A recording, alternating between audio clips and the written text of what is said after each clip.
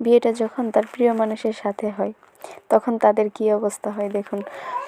তো ভাইয়ার বিয়ে, তো গায়ে হলুদের দিন, ওই দিন তার ফ্রেন্ডরা মিলে তাকে বোরকা পরিয়ে দিয়েছিল, যাতে ভাবি তাকে না চিনতে পারে। এর জন্য ভাইয়াকে বোরকা পরিয়ে দিয়েছিল সবাই মিলে জোর করে। ভাইয়া পরবে না, তাও জোর করেই পরিয়ে দেওয়া হয়েছিল। তাও আমি তো দেখে হাসতে হাসতে শেষ। সবাই মানে অনেক আনন্দিত হয়েছিল ওনাদের কাহিনী দেখে। মানে ভাবতেই পারিনি যে এরকম মানে সবাই মিলে মজা করব।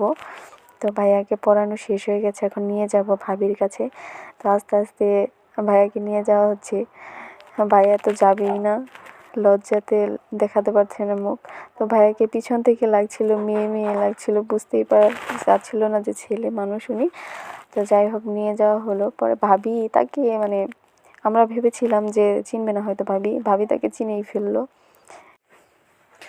পর ভাইয়াকে খুলে দিল বোরখাটা। ভাইয়া তো সেই খুশি এবং কি লজ্জিত ছিল অনেক। তো ভাইয়ার বন্ধুরা সবাই মিলে ফটো করতে নিলাম। এখন ভাইয়া ফুল দিচ্ছিল ভাবিকে।